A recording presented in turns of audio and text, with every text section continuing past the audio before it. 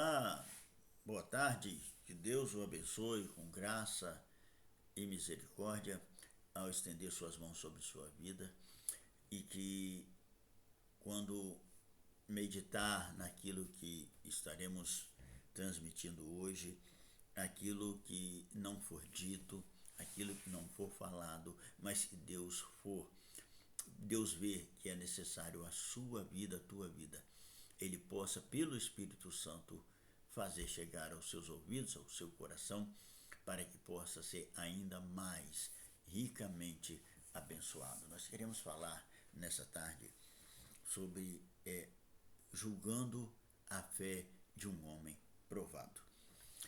Nós vamos falar sobre a pessoa de Jó. Não vamos tratar especificamente de um texto, mas de tudo quanto pudermos retirar de conteúdo abençoador nesse texto. E vamos falar aqui daqueles que olham e veem a aparência. E ao julgar a aparência, acabam cometendo erros profundos na sua vida. Vamos ver aqui. E como isso começa? Olha só. Diz o livro de Jó. O livro de Jó. Que capítulo 1, verso 6. E num dia em que os filhos de Deus foram apresentar-se perante Deus, Satanás foi entre eles. Satanás estava a rodear a terra, olhar, perturbar, fazer com que os homens se desviem do caminho de Deus. Então Deus fala assim para Satanás: você viu meu servo Jó? Homem íntegro, reto, temente a Deus, se desvia do mal. Não há um homem na terra igual a ele. E Satanás fala assim: mas você também cuida dele, ele não serve você à toa, ele não te é obediente sem motivo. Por quê? Você cerca ele de todo cuidado, você abençoa ele, os bens dele se multiplicam, a família dele é guardada, protegida, então ele tem que ser assim. E Deus fala assim: tá bom, tira tudo que ele tem. Tira, pode tirar, mas não mexe na vida dele. Satanás foi lá e a Bíblia nos diz que num dia em que as filhas e os filhos de Jó estavam num banquete na casa do primogênito, aconteceu uma tragédia e todos morreram. Um desastre natural. Que ladrões e assaltantes, assassinos, invadiram suas propriedades, roubaram e mataram seus servos. Que chegava um ou outro para avisar o que tinha acontecido. Jó perdeu todos os seus bens, perdeu todos os seus filhos. Aí volta no capítulo número 2. Mais uma vez vem os filhos de Deus se apresentando, Satanás vem junto, e Deus dá o mesmo testemunho. Homem de Jó, homem íntegro, reto, temente a Deus e se desvia do mal, mesmo tendo sido provocado por você. A integridade dele comigo continuou a mesma.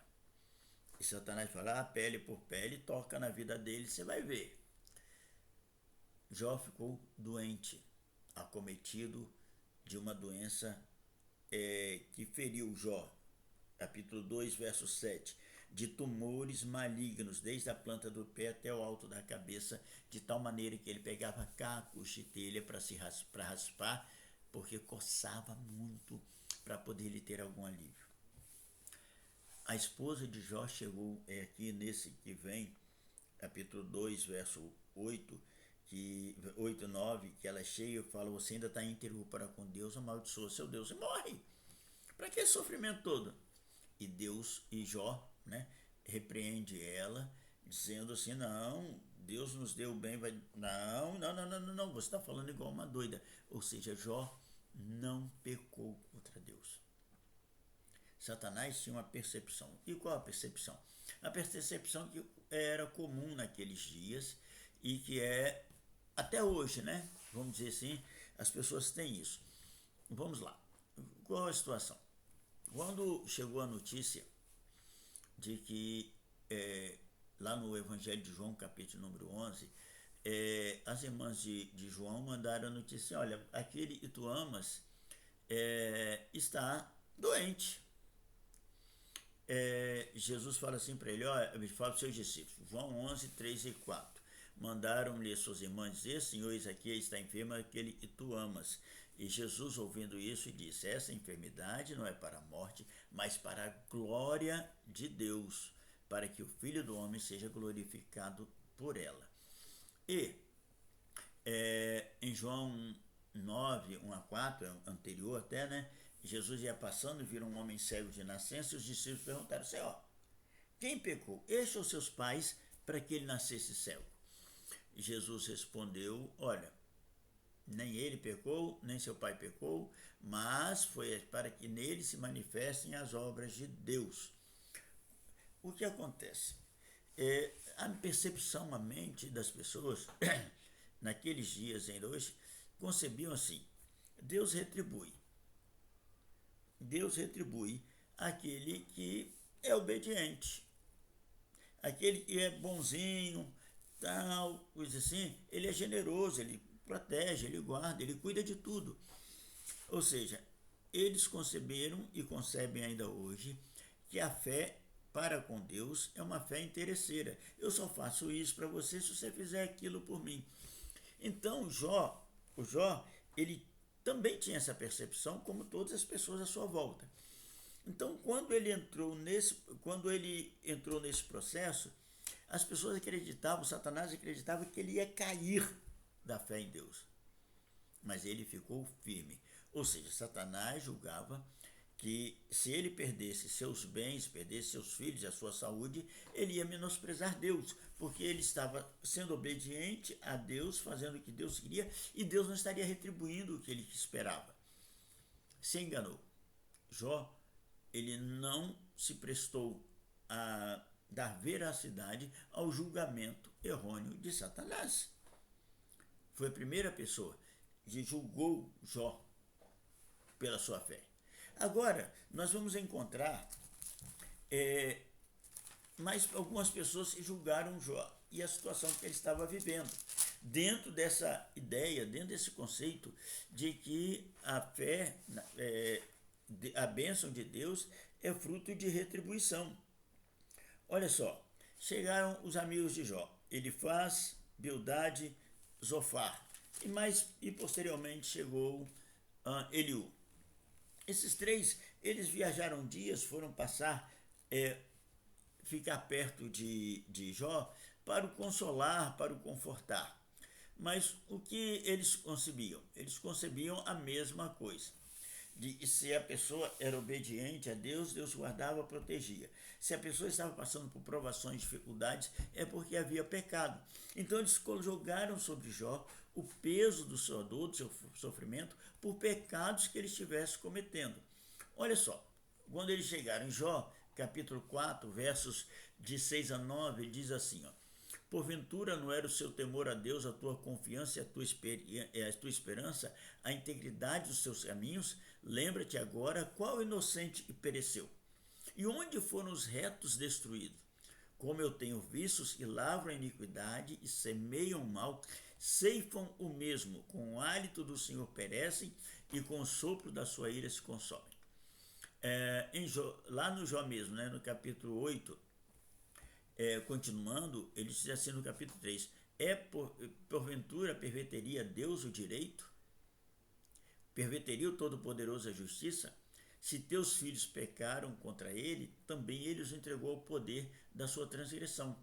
Mas, se tu cedo buscares a Deus, o Todo-Poderoso, pedires misericórdia, se fores puro e reto, certamente, logo despertará por ti e restaurará a morada da tua justiça. Ou seja, você pecou, se arrepende, seus filhos pecaram, você pecou, se arrepende, conversa com Deus, volta atrás do que você fez, que ele te perdoa e você volta a ter a vida sossegada. Eles criam na mesma coisa, de que se Deus que Jó estava passando aquilo, é porque Deus o estava punindo, Deus o estava castigando porque ele estava em pecado. Ora, eles julgaram a dor e o sofrimento de Jó por causa de pecado. Jó também. Olha só, julgaram Jó por sua provação. Na verdade, Satanás julgou antes, julgou as suas bênçãos como fruto de um cuidado de Deus, só porque Jó era bonzinho. Os amigos de Jó o julgaram porque consideravam que ele estava naquele problema, naquela dificuldade, porque estava em pecado.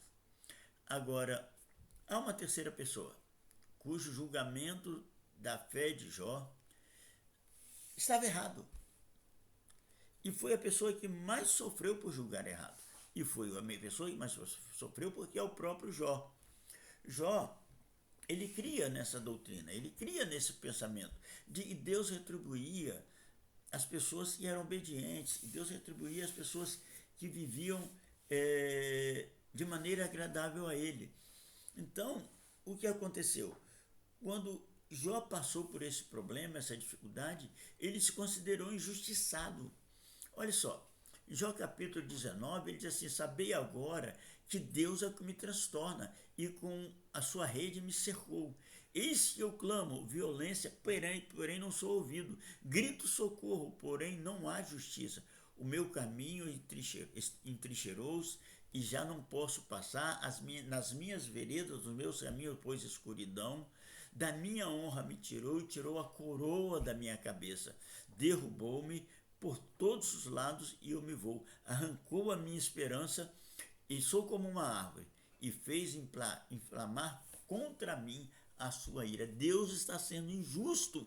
Eu não pequei, eu não falhei, então por que eu estou fazendo isso tudo? Ele resolveu fazer essa maldade comigo por qualquer motivo que eu não sei. A situação foi assim, olha só o que aconteceu com ele. Quando ele diz assim, olha, os meus amigos se afastaram, em Jó capítulo 19, de 6 a 21. Meus parentes me abandonaram, meus amigos foram embora, meus empregados, meus criados, eu doente, eu chamei para me ajudar e não vieram. Agora, meus amigos, ele diz assim: compadecei-vos de mim, amigos. Compadecei-vos de mim porque a mão de Deus me tocou. Ele não compreendia, ele não sabia. Então vamos lá, por que Jó não conseguia compreender toda essa dor, todo esse sofrimento? Porque ele achava que Deus estava sendo injusto. Ele não merecia aquilo tudo de Deus, porque ele não estava pecando. Ele considerava que a fé dele era pura, perfeita. Então vamos avaliar. Por que Jó, a fé de Jó, não era perfeita, não era aquilo que se esperava? Vamos lá. Em Jó capítulo 42, versos de 1 a 6, ele diz assim: bem eu sei que tudo pode, depois que Deus chamou a atenção dele, tá? Bem eu sei que tudo podes e que nenhum dos teus pensamentos pode ser impedido. Quem é aquele, dizes tu, que sem conhecimento encobre o conselho? Porque isso relatei o que não entendia. Coisas que para mim eram maravilhosíssimas e eu não as entendia. Escuta-me, ó Deus, me ouça. Eu falarei, eu te perguntarei, e o Senhor, tu me ensinarás. Com o ouvir dos meus ouvidos, te ouvi. Eu te conhecia de ouvir dizer, mas agora te veem os meus olhos. Por isso me abomino e me arrependo no pó e nas cinzas. Olha só o que Jó diz, olha, o que eu conhecia do Senhor era aquilo que ia sendo dito, que ia sendo falado. Eu fui vivendo a minha vida moldado no que diziam do Senhor. Mas hoje eu te vejo, eu te conheço, eu te entendo. Jó, o conhecimento dele era só do que ouvia. Como hoje as pessoas vivem assim, não, Deus vai salvar todo mundo porque Deus é amor. Não, Deus é amor. Ou seja, acreditam que Deus vai aceitar uma vida de pecados, uma vida de erros das pessoas. Outros falam assim, não, eu sou adorador. Vai para a igreja, vai para o culto, bate palmas, canta, e do lado de fora comete os mais terríveis pecados. Vivem na imoralidade, vivem na indecência, são desonestos nos negócios, fraudam, erram, pecam de tudo quanto é maneira. Mas assim, eu sou adorador. Ou seja, porque alguém diz assim: ah, não, nós somos criados para adorar a Deus. Se nós estivermos adorando, fica tudo bem depois. Não fica. Está crendo em Deus só de ouvir dizer. Você quer sair do ouvir dizer? Pegue a Bíblia e leia. Vai aprender do caráter de Deus, da justiça de Deus, do amor de Deus, da profundidade do relacionamento com Deus. Jó, ele conhecia Deus só de ouvir dizer. Então, quando ele foi confrontado para o sul por dificuldade, ele não conseguia entender. Há pessoas que estão da mesma maneira, crendo que Deus retribui, então vivem uma vida sendo a melhor pessoa possível. Mas quando vem dificuldades, vem dores, sofrimentos, olham no espelho, olham assim e falam assim: mas Senhor, eu estou fazendo tudo direitinho, por que eu estou passando por isso? Como se Deus fosse obrigado. Como se Deus fosse obrigado. Ah, eu determino isso, eu profetizo isso, sinto muito. Mas determinar uma coisa e profetizar não quer dizer que Deus vai agir. Ah, mas eu orei. Não, você orar não significa que Deus vai fazer o que você pediu. Não, porque Deus é independente. Ele é Senhor, ele não é empregado. Ele é Senhor absoluto. Deus é o Senhor Todo-Poderoso, o El Shaddai. Ah, mas eu orei tanto. Não, isso não significa você orar, você falar com Deus, não significa que Ele vai fazer o que você está pedindo. Não significa. Por quê? Porque tem que descobrir qual a vontade dele para certos casos, para certas situações. Tem coisas que ele vai conceder porque são benéficas, são boas, mas tem outras que ele olhando lá para frente, porque ele é onisciente, ele sabe que não são as coisas adequadas para mim e para a sua vida. Jó, ele ouviu dizer de Deus. Ouviu dizer. Então, o que ele fez? Começou a viver de acordo com aquilo que ouviu dizer, ele havia ouvido dizer. Isso foi agradável a Deus, mas não resolvia a relação dele com Deus. Não era esse o propósito. Jó tinha algo mais profundo na sua vida, algo mais profundo no seu coração, que fazia com que Deus olhasse para ele. Jó, no capítulo 131, ele diz em que ele pautava a sua fé. Ele faz assim: olha, não, eu sou uma pessoa bonzinha. Ele pautava a sua fé, achava que não merecia receber aquilo, porque ele tinha uma conduta moral, ética, piedosa. Ele era uma pessoa boa. Olha só, Deus falou, olha, homem íntegro, reto, temente a Deus e se desvia do mal. Esse foi o testemunho de Deus, Deus sabia. No capítulo 31 começa assim, ó, ele já fala de si mesmo, falando: não, eu sou uma pessoa boa, eu não mereço passar por isso. Olha só, fiz convênio, fiz acordo com meus olhos. Como eu vou olhar para uma mulher, uma virgem, uma outra mulher que não seja minha?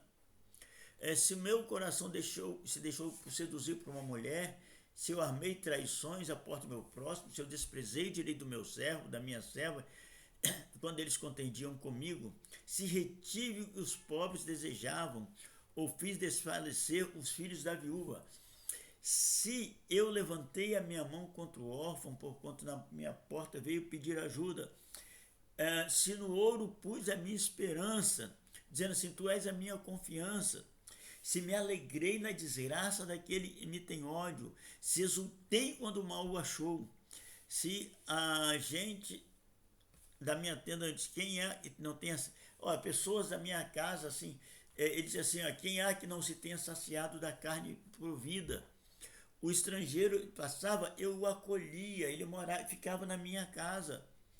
Eu não escondia as minhas transgressões, os meus pecados. Não, o que eu fazia errado, eu apresentava diante de Deus. Ou seja, eu sou uma pessoa boa. Como é que eu posso passar por esse problema? Como eu posso passar por essa dificuldade? Olha, vamos lembrar aqui que em Mateus, capítulo 19, quando o Senhor, depois de uma conversa com um grupo de pessoas, ser questionado pelos fariseus acerca de casamento, mulheres chegam para ele, pedem para ele colocar a mão nas crianças e abençoar. Um rapaz se aproxima e diz assim: Senhor, que bem tem que fazer para ter a vida eterna? Aí Jesus fala assim: olha, guarda os mandamentos, ou seja, você tem que cumprir a lei. não matarás, não adulterarás, não dirás falso testemunho, honra teu pai e sua mãe, não cobiceis as coisas do seu próximo. Ele diz, Senhor, eu faço tudo isso desde a minha mocidade, desde a minha meninice. Jesus olhou para aquele rapaz e o amou. Por quê? Porque ele sabia que o que ele dizia era verdade. Jesus conhecia o coração dos homens e reconheceu que aquele rapaz estava sendo sincero. Só que é o seguinte, dentro do aspecto humano, daquilo que podemos fazer para estar bem aqui entre nós, aquele rapaz foi perfeito. Mas a eternidade requeria um passo a mais. Jesus fala para o rapaz, vai, vende tudo quanto tens, se quer um tesouro no céu. Vende tudo, distribui com os pobres, vem e me segue. Ou seja, por mais que humanamente nós possamos fazer todo o bem que pudermos aqui, a eternidade requer abrir mão daquilo e nos prende a essa terra, nos prende a essa vida. Quando eu falo nos prende, não é que seja do mal, mas seja algo que nós colocamos toda a nossa confiança. Aquele rapaz colocava toda a sua confiança nas riquezas que ele tinha. E para isso ele tinha que se libertar. Jesus fala, vem, segue-me. A riqueza não foi impedimento para Zaqueu. Não foi impedimento para Nicodemos, José de Arimateia, para o centurião romano. Não foi para Pedro, André, João e Tiago, que eram empresários. Não foi para Mateus, que era cobrador de impostos. Não foi para uma série de discípulos, porque eles abriram mão de poderiam ter de bens e seguiram a Jesus. Jó, ele acreditava que a fé que dele era suficiente para receber as bênçãos, porque ele era uma boa pessoa. Vamos lembrar também, o rapaz tinha que seguir Jesus, vamos lembrar também de Cornélios, que Cornélios era um homem bom, generoso, mas quando confrontado a sua fé, o Senhor apareceu para ele, vai lá, chama Pedro lá em Jope, para ele vir aqui, ele vai te explicar direitinho. E quando Pedro chegou na casa dele, falou de Jesus, a casa dele se encheu da presença do Espírito. Olha que maravilha! Realizar boas coisas, ser uma boa pessoa, faz parte da vida do cristão. Paulo fala aos Efésios, pela graça sois salvos por meio da fé, isso não vem de vós, é dom de Deus, não vem das obras, para que ninguém se glorie. Tiago diz assim, que a fé sem obras é morta.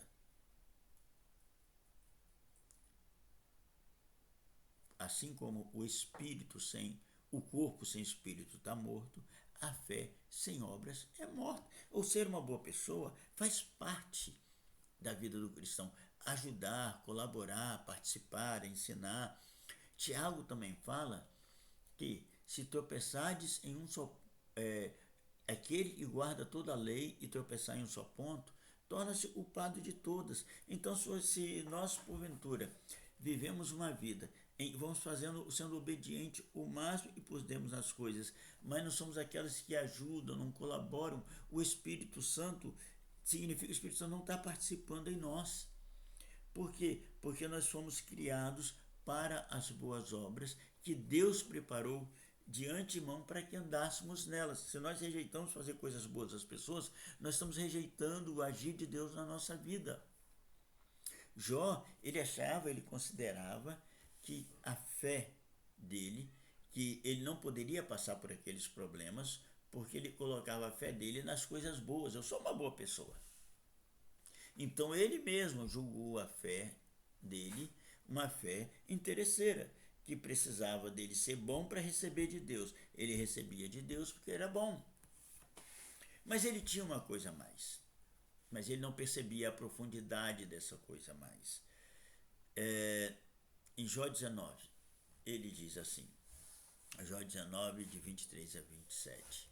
Quem me dera agora que as minhas palavras se escrevessem? Quem me dera se gravassem num livro, e que com pena de ferro e com chumbo para sempre fossem esculpidas na rocha. Porque eu sei que o meu Redentor vive, e por fim se levantará sobre a terra, e depois de consumida a minha pele, contudo em minha carne ainda verei a Deus, e a quem eu verei por mim mesmo, e os meus olhos o verão e não outros, e por isso as minhas entranhas se consomem dentro de mim. Ele cria num Redentor. Ele cria que quando aquele sofrimento, aquela dor toda passasse, ele veria um Redentor, um Salvador, mas ele não compreendia a profundidade disso. Por quê? Porque ele foi ensinado de maneira divergente a isso. O Salvador era apenas uma parte. Mas quando Deus resolveu colocar a fé dele à prova, ele venceu. Porque a fé que ele tinha não era só porque ele era uma boa pessoa. Foi além daquilo que eu ouvi dizer. A fé dele estava pautada na crença de que havia um Salvador para ele. Que a retribuição não era nada mais, nada menos do que a graça de Deus. Deus abençoa quem Ele quer, a hora que Ele quer, quando Ele quer.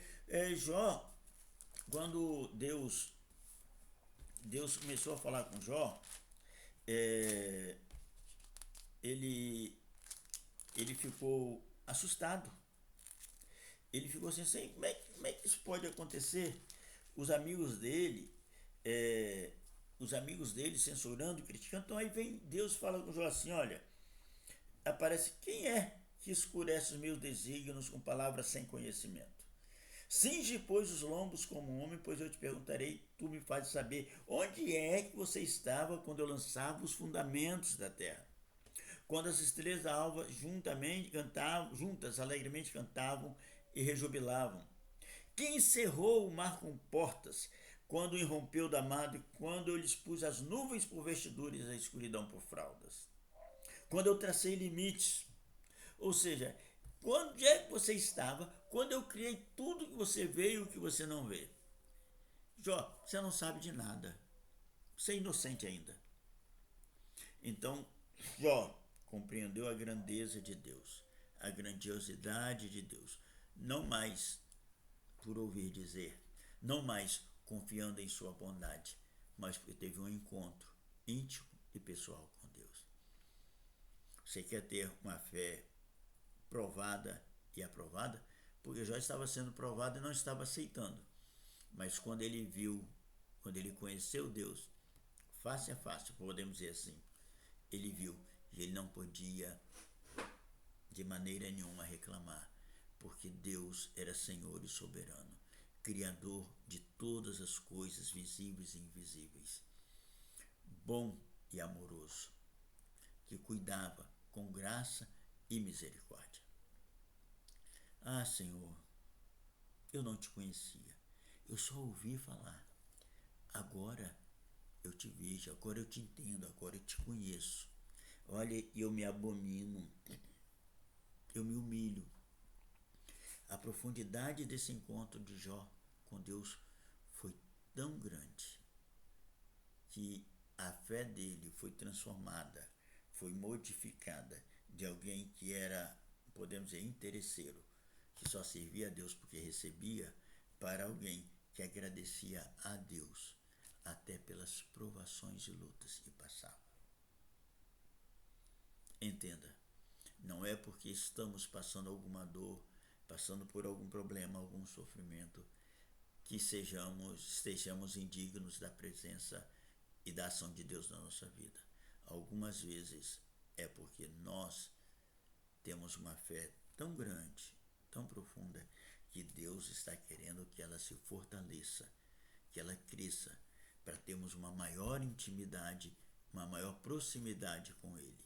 Existem aqueles que colhem os frutos dos seus pecados, mas ao fiel é dada a oportunidade de crescer e a crescer na sua fé e na sua relação com Deus. É o maior prêmio de uma fé provada e aprovada. Que Deus te abençoe, que Deus te conduza a não se submeter ao julgamento das pessoas à sua volta acerca das dificuldades que possa estar passando, mas reconhecer que Deus está te abençoar, porque depois do deserto vem a terra prometida, vem a prosperidade e a bênção. Que Deus te abençoe em nome e por amor de Jesus. Até a próxima.